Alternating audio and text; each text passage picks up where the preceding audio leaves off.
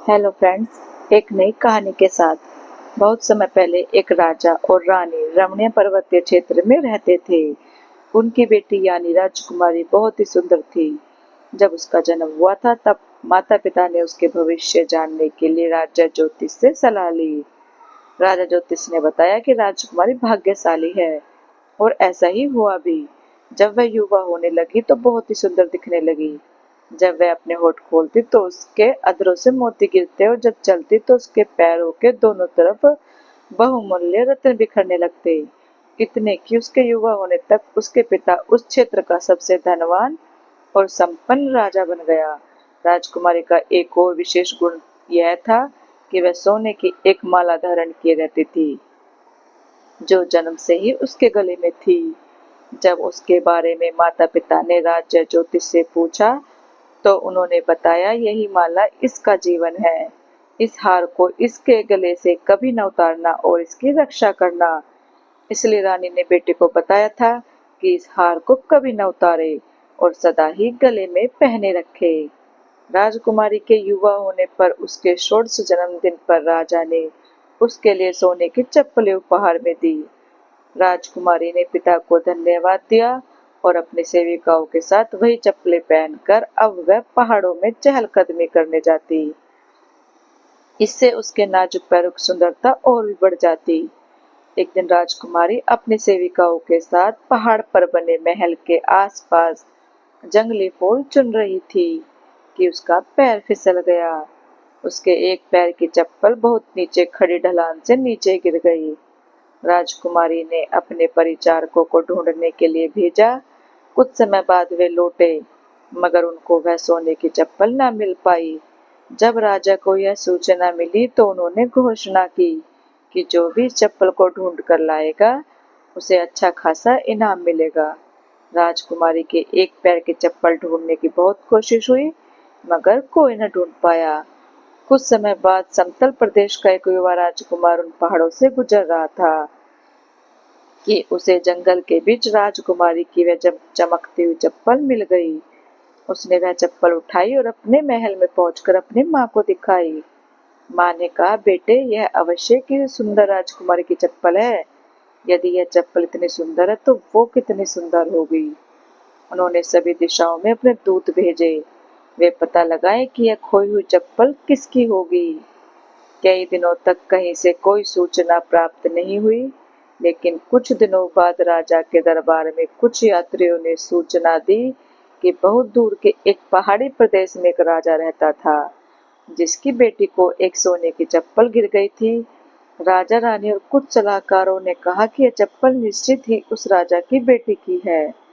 रानी ने अपने बेटे से कहा, बेटा, अब तो यह निश्चित है कि यह सोने की चप्पल दूर के उस पहाड़ी राजा की पुत्री की है। इसलिए तुम उसके महल तक यह चप्पल लेकर चले जाओ। यदि वह तुम्हें सोने चांदी या धन इनाम के तौर पर दे तो स्वीकार नहीं करना, बल्कि उनकी बेटी का हाथ मांगना।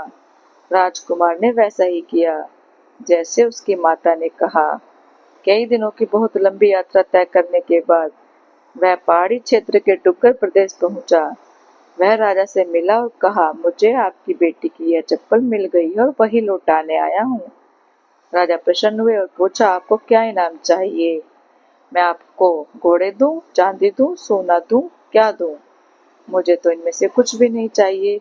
मैं मैदानी क्षेत्र से आया हूँ। यहाँ से दूर एक समतल प्रदेश के राजा मेरे पिता हैं। मैं उन्हीं का पुत्र हूँ। मैं कुछ महीने पहले यात्रा कर रहा था और जब इस सुंदर पहाड़ी क्षेत्र में आया तो यह चप्पल मिली। मैं बहुत लंबी यात्रा करके दोबारा यहाँ पर खोई हुई चीज लौटाने आया हूँ। आप मुझे घोड़े इत्यादि देंगे तो मैं वह स्वीकार नहीं करूँगा, परंतु यदि आप मान जाएं तो मैं आपकी पुत्री का हाथ मांगना चाहूँगा। यदि आप मेरा उसके साथ विवाह करने की अनुमति दें तो वह मेरे लिए सबसे बड़ा उपहार होगा। यह मेरे हाथ में नहीं है। मैंने प्रतिज्ञा ली है कि मैं अपनी पुत्री का विवाह उसकी मर्जी के खिलाफ नहीं करूँगा। यदि कोई उसे आपत्ति ना हो और वह आपको पसंद करे तो मुझे भी कोई आपत्ति नहीं होगी। जब राजकुमार पहाड़ी पर बने महल के अंदर आ रहा था तो राजकुमारी ने उसे देखा था। वह पिता के पास गई। जब उसने देखा कि उसकी खोई हुई चप्पल भी मिल गई है और राजकुमार वही लौटाने आया था, तो उसने शादी के लिए हाँ कर दी। दोनों का विवाह बहुत ही धूमधाम से हुआ। कुछ दिनों बाद राजकुमार ने राजा से कहा कि वे अपनी पत्नी के साथ अपने प्रदेश में वापस जाना चाहेगा। राजा और रानी ने उसे अनुमति दे दी और राजा ने कहा, यह हमारी आंखों का तारा है, इसका ध्यान रखना, और यह जो इसके गले में सोने का हार है, इसे कभी न उतरने देना, क्योंकि इसी में इसकी जान है। राजा रानी और दरबारियों ने उन्हें कई उपहारों के साथ धन, हाथी, घोड़े, सोने चांदी के साथ विदा किया। जब समतल प्रदेश के बूढ़े राजा और रानी ने अपने बेटे को एक अति सुंदर बहू के साथ आते देखा, तो उनकी खुशी का ठिकाना ना रहा। इसी खुशी के माहौल में राजकुमारी अपने पति के साथ रहने लगी, मगर वहाँ एक समस्या यह थी कि राजकुमार का किसी अन्य लड़की से पहले भी विवाह हो चुका था, जो एक साधारण सी लड़की थी, और राजा रानी उसे ज्यादा पसंद नहीं करते थे। पर्वतीय बहू के आने से राजा तथा रानी बहुत ही प्रसन्न हुए और संतुष्ट भी कि उनके पुत्र को एक अच्छी पत्नी मिल गई है। राजकुमार भी बहुत ही खुशी का अनुभव कर रहा था। पहली पत्नी साधारण रानी नई रानी को देखकर ईर्ष्या करने लगी और नई रानी को अपने से सुंदर और सुलक्षणी पाने के कारण षड्यंत्र रचने लगी। राजकुमार के बूढ़े पिता और माता यह देखकर चिंतित हो गए कि पुरानी बहू नई बहू का कोई अहित ना करे। इसलिए उन्होंने नई बहू, जिसका नाम सुधा था, अपने पास बुलाया और कहा कि उसे पुरानी बहू से होशियार रहना चाहिए। मगर सुधा ने कहा, वह तो मेरी बहन जैसी है, मुझे उससे क्या डर, मैं उससे प्यार करती हूँ, इसलिए वह भी मुझे ही प्यार करती होंगी। राजा रानी सुधा के शुद्ध विचार सुनकर और भी प्रसन्न हो गए, मगर वे पुरानी बहू के स्वभाव से परिचित थे। कुछ महीनों बाद तक सब ठीक ठाक चलता रहा, मगर एक दिन अचानक राजकुमार को दूर देश की यात्रा के लिए जाना पड़ा। वह सुधा को साथ नहीं ले जा सकता था, इसलिए अपने माता पिता से कहा कि उसकी पत्नी का ध्यान रखे और देखते रहे कि पुरानी बहू को शरारत न करे। राजकुमार के जाने के बाद पहली बहू नई बहू सुधा के कमरे में गई और बोली, हमारे पति छोटे राजा हैं, तो इसलिए दूर देश की यात्रा पर गए हैं। वह तो तुम्हारे पास ही ज्यादा समय बिताते थे। तुम सुंदर हो, पहाड़ी प्रदेश की राजकुमारी हो, वे तुम्हें बहुत प्यार करते हैं। हम दोनों तो बहनें जैसी हैं, इसलिए हमें आपस में मिलकर रहना चाहिए, और तुम्हारे पास आती रहूंगी, तुम भी मेरे पास आती रहना। इस पर सुधा ने कहा कि उसे उससे मिलना अच्छा लगेगा, और वह उसे अपने गहने और कीमती चीज दिखाने लगी, जो वह अपने पिता के यहाँ से लाई थी। तभी पुरानी बहू ने कहा, मगर यह क्या, तुम्हें सोने की माला सदा ही पहने रहती हो? यह माला मेरी रक्षक है, मेरा जीवन है, इसलिए सोने के दानों से बना यह हार मैं सदा ही पहले से रखती हूँ। जब पुरानी बहू ने यह सुना, तो वह मन ही मन बहुत प्रसन्न हुई और सोचने लगी कि कैसे इस हार को चुरा ले।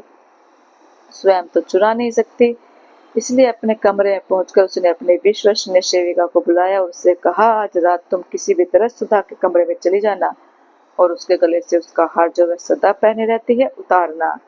फिर उस हार को अपने गले में पहनना। जैसे ही हार सुधा के गले से उतरेगा, वैसे ही वे प्राणहीन हो जाएगी। सेविका ने अपने स्वामिनी के आदेश का पालन किया। वह रात को नई बहू के कमरे में गई।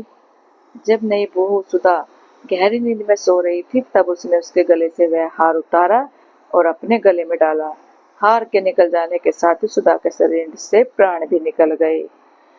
अगली सुबह बूढ़े राजा और रानी अपनी प्यारी बहू को देखने उसके कमरे की तरफ गए। उन्होंने देर तक दरवाजा खटखटाया, मगर किसी ने दरवाजा नहीं खोला। फिर उन्होंने अंदर जाकर देखा तो सुधा को लेटे हुए पाया। शरीर ठंडा पड़ा हुआ था, चेहरे का रंग सफेद था, न जीवित न मरी हुई, परंतु बेसुध थी। उन्होंने दरवाजे के बाहर सोए हुए परिचारकों से पूछा कि क्या उन्होंने किसी को यहाँ आते देखा, क्या वह रात को बीमार तो नहीं हो गई थी। उन्होंने कहा, न तो कोई आया था और न वह बीमार से दिख रही थी। उन्होंने उसी समय राजवेद को बुलाया, मगर उन्होंने कहा कि बहू के शरीर में तो प्राण ही नहीं है, वह मृत है। राजा और रानी अत्यंत दुखी हुए। वे दोनों शोक में डूब गए और उन्होंने राजकुमार के आने तक मृत शरीर को राजमहल के पास एक मंडप में रखवा लिया, ताकि राजकुमार के आने पर संस्कार आदि करवा सके। उन्होंने अब राजकुमार के आने की प्रतीक्षा की कि कहीं शरीर सड़ न जाए, परंतु ताज्जुब था कि शरीर में कोई परिवर्तन ही नहीं हुआ, न किसी प्रकार का क्षय। इसलिए राजा और रानी हर रोज मंडप के पास जाते और अपनी प्यारी बहू का शांत चेहरा देख आते। कुछ दिनों बाद राजकुमार लौटा, उसे मंडप के पास ले जाया गया। सुधा का चेहरा वैसे ही सुंदर था जैसे पहले था। चेहरे पर वही लाली, लगता था कि जैसे वह सोई हुई हो। टूटे हुए दिल से राजकुमार अपनी सुंदर पत्नी को देखता रहा। उसको देखकर लगता था कि कहीं पत्नी के शोक में वह मर न जाए। वह अपने भाग्य को कोस रहा था कि क्यों उसे दूर के प्रदेश की यात्रा पर जाना पड़ा। ना वह जाता, ना वह इसके अंतिम क्षणों और अंतिम संवाद से वंचित रहता। वह पूरा दिन मंडप के सामने विलाप करता रहा। संध्या के समय उसे पहले की ओर ले जाया गया। तभी वह जाने से इनकार करता रहा और अपनी पत्नी की ओर देखते हुए कहने लगा, शायद ये तुम्हारे अंतिम दर्शन है। न जाने कल मैं रहूं न रहूं, मेरी मनोरम प्यारी पत्नी, मेरी सुधा। बूढ़े राजा और रानी को लगा शायद उनका बेटा राजकुमार पागल न हो जाए या उसकी भी मृत्यु न हो जाए, इसलिए उन्होंने इसे दूसरे दिन मंडप की ओर जाने से रोक दिया।